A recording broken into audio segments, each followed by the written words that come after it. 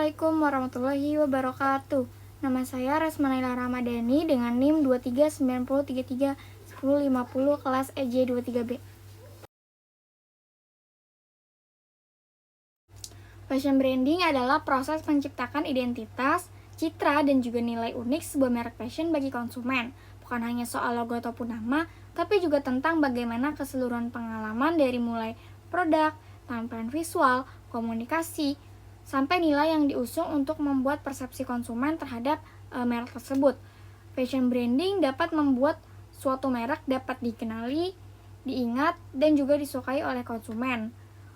Contoh sederhananya saya akan mengambil contoh dari brand fashion lokal bernama Orlo. Orlo menggunakan logo tipografi sederhana yang minimalis dan juga modern. Di media sosial, Orlo juga aktif membuat konten yang memuat gaya outfit sederhana namun juga tetap stylish untuk dipakai dalam berbagai aktivitas. Lengkap dengan caption santai yang relate dengan kehidupan anak-anak muda zaman sekarang. Secara kualitas, meski tampilannya simpel, bahan-bahan yang dipakai oleh brand Orlo itu sangatlah nyaman karena menggunakan katun yang adem. Cuttingannya juga sangat bagus, yaitu press body. Mereka juga menekankan durability, yaitu satu baju Orlo bisa dipakai bertahun-tahun. Sehingga di mata konsumen, Orlo dikenal sebagai brand lokal yang kualitasnya bagus, tampilannya simpel, dan mewakili gaya hidup modern yang tidak berlebihan, sehingga membangun loyalitas dari para pelanggan yang suka tampil effortless namun juga tetap stylish. Manfaat menggunakan influencer dalam strategi branding, yaitu influencer dapat membuat brand terlihat lebih relevan dan juga relatable di mata konsumen, karena mereka mampu menyampaikan pesan brand dengan cara yang lebih personal dan juga sesuai dengan gaya hidup target audience. Namun, ada dampak positif dan juga tantangan yang mungkin dihadapi brand jika menggunakan influencer sebagai brand ambassador. Dua dampak positifnya adalah, pertama, mendorong penjualan secara langsung. Influencer yang tepat bisa mengubah followers menjadi pembeli. Dengan rekomendasi yang meyakinkan, produk dari koleksi suatu brand bisa cepat terjual. Bahkan terkadang mereka menciptakan tren baru. Kedua, memperluas jangkauan audiens. Konten yang dibuat influencer biasanya mendapatkan lebih banyak like, komen, dan share dibandingkan konten brand biasa. Ini membuat interaksi dengan brand menjadi lebih hidup dan juga aktif. Dan tantangan yang mungkin dihadapi oleh brand jika memakai influencer adalah brand menjadi ketergantungan berlebihan pada popularitas influencer. Jika brand terlalu bergantung pada satu influencer, ada risiko besar ketika popularitas atau reputasi influencer tersebut menurun. Brand bisa ikut terkena dampaknya, semisal ada masalah pada influencer yang digunakan. Hal itu bisa merubah opini publik terhadap influencer tersebut, maka penjualan suatu brand tersebut pun bisa ikut menurun. Brand equity adalah nilai tambah yang diberikan sebuah merek pada produk atau jasa dibanding dengan produk serupa tanpa merek. Ini mencangkup persepsi konsumen tentang kualitas, asosiasi merek, loyalitas, dan juga brand awareness. Brand dengan brand equity yang kuat membuat konsumen menjadi lebih percaya, lebih memilih, bahkan bersedia membayar lebih untuk membeli produknya. Cara meningkatkan brand equity melalui strategi pemasaran yang jangka panjang, yaitu 1. Membangun brand awareness yang konsisten. Selalu hadir di berbagai platform seperti iklan, media sosial, sponsorship, dengan pesan visual dan suara brand yang konsisten sehingga mudah untuk dikenali oleh konsumen. Yang kedua yaitu mengomunikasikan nilai dan cerita brand. Brand perlu punya nilai seperti ramah lingkungan atau inovatif atau peduli sosial dan menyampaikan terus-menerus melalui storytelling yang menarik. Ketiga yaitu menciptakan pengalaman pelanggan yang luar biasa, mulai dari kualitas produk, layanan pelanggan, after sales, semua harus memberikan pengalaman positif yang memperkuat loyalitas. Yang keempat yaitu berinvestasi dalam komunitas dan customer engagement, yaitu membentuk komunitas penggemar brand, mengajak mereka terlibat dalam event, program loyalitas, atau bahkan kumpul bersama. Yang kelima yaitu inovasi dan relevansi produk.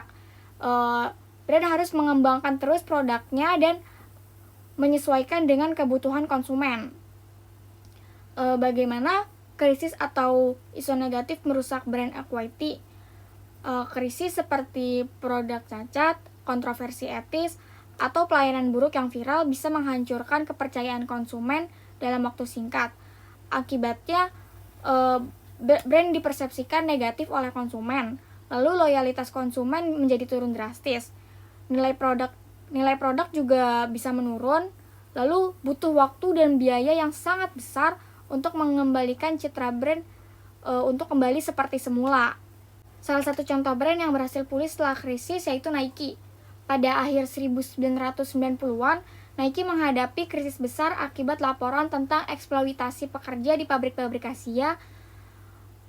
Asia mereka. Ini sempat menghancurkan citra Nike di mata publik, khususnya di negara-negara bagian barat. Lalu bagaimana Nike bisa pulih? Yaitu mereka melakukan reformasi besar-besaran dengan cara meningkatkan standar buruh, mengaudit pabrik, dan lebih transparan dalam laporan sosial.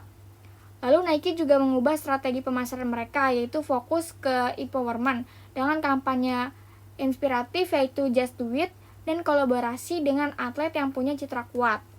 Nah, hasilnya brand equity Nike tidak hanya pulih, namun juga menjadi lebih kuat daripada sebelumnya. Kategori brand fashion ada H&M, Uniqlo. Kategori brand otomotif ada Toyota, Honda. Kategori brand elektronik Apple, Samsung. Kategori brand makanan atau minuman ada Indomie, Good Day. Kategori beauty product ada Scientific, Wardah. Kategori brand olahraga ada Nike, Adidas. E-commerce Tokopedia, Lazada. Coffee shop, kopi kenangan dan Starbucks. Home furnishing ada IKEA dan Informa. Lalu outdoor dan adventure gear ada The North Face dan Columbia. 2 kelebihan pluralistic brand. 1, yaitu lebih fleksibel menjangkau beragam segmen pasar. Karena setiap brand memiliki identitasnya sendiri. Perusahaan bisa menyesuaikan produk dan pesan marketing untuk segmen konsumen yang sangat berbeda tanpa membatasi diri. Yang kedua, yaitu mengurangi resiko reputasi. Jika salah satu brand mengalami masalah atau krisis, brand lain dalam perusahaan biasanya tidak terlalu terdampak karena identitas mereka yang terpisah. Namun, ada 2 kekurangan pluralistic brand, yaitu pertama, biaya pengelolaan lebih mahal karena harus mengelola banyak brand secara terpisah dari segi branding, marketing, distribusi, biaya operasional, promosi, dan pengelolaan menjadi jauh lebih tinggi. Yang kedua yaitu resiko internal kompetisi.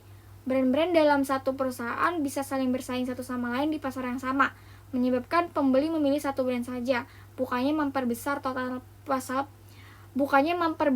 total pasar perusahaan. Saya akan mengambil contoh dari brand fashion lokal bernama Heidi & Orlin. Pertama, dari segi pengalaman pelanggan. Heidi & Orlin memberikan pengalaman berbelanja yang elegan, feminin, dan juga nyaman. Produk mereka seperti dress, tunik, dan blus dibuat dengan desain yang timeless dan mudah dipakai sehari-hari, cocok untuk perempuan aktif yang ingin tampil rapi tanpa ribet. Selain itu, mereka juga menjaga pengalaman online shopping tetap mudah, cepat, dan juga ramah, mulai dari tampilan website, pilihan ukuran yang lengkap, hingga customer service yang bisa dibilang responsif. Yang kedua yaitu dari segi nilai-nilai perusahaan. Heidi & Orlin berpegang pada nilai modesty, simplicity, dan confidence. Mereka menawarkan fashion modest yang tetap modern dan juga stylish, sehingga pelanggan merasa nyaman dan percaya diri tanpa harus mengorbankan gaya mereka. Selain itu, Heidi & Orlin juga sering merilis koleksi terbatas untuk menjaga eksklusivitas produk. Hasilnya, brand identity Heidi & Orlin kuat sebagai pilihan fashion modest lokal yang modern, minimalis, namun juga tetap elegan dan feminin, terutama di kalangan perempuan muda hingga dewasa yang aktif. Cita-cita saya adalah menjadi seorang desainer motif yang fokus untuk menciptakan pattern untuk kain, fashion item, hingga produk lifestyle seperti scarf, dress, dan semacamnya. Saya ingin membuat motif-motif yang punya ciri khas Indonesia, misalnya terinspirasi dari flora, fauna, budaya lokal, lalu mengemasnya dalam gaya modern yang fresh dan juga wearable. Kenapa desainer motif? Karena motif adalah jiwa dalam sebuah kain atau busana. Motif bisa menghidupkan cerita, emosi, bahkan memperkuat identitas sebuah brand. Saya ingin menghasilkan karya visual yang bukan hanya indah untuk dilihat atau dipandang, tapi juga punya makna dalam setiap halnya. Lalu untuk mencapai cita-cita tersebut ada 7 langkah yang bisa saya lakukan, yaitu pertama, mengasah skill menggambar dan digital illustration, rutin latihan menggambar manual dan belajar menggunakan desain di software seperti Adobe Illustrator, Photoshop, atau Procreate untuk membuat motif-motif digital. Yang kedua yaitu mempelajari dasar-dasar tekstil dan juga surface design. Itu bisa dengan belajar tentang jenis kain, teknik cetak kain seperti screen printing, sublimasi, ecoprint, batik, dan bagaimana motif akan diaplikasikan ke sebuah material yang nyata. Yang ketiga yaitu membangun portofolio khusus motif, yaitu membuat koleksi motif pribadi yang beragam untuk memperlihatkan gaya dan kemampuan saya kepada klien atau perusahaan fashion. Yang keempat yaitu dengan cara mengikuti kursus atau workshop, mengambil kursus desain motif atau tekstil design baik offline maupun online.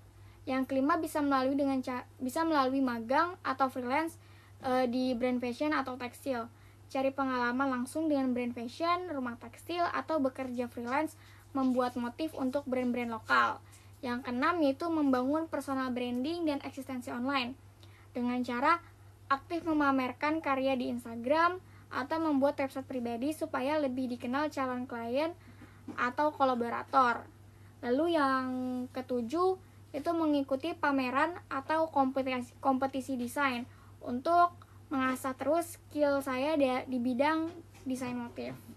Sekian jawaban UTS Fashion Branding dari saya. Kurang lebihnya mohon maaf. Wassalamualaikum warahmatullahi wabarakatuh. Terima kasih.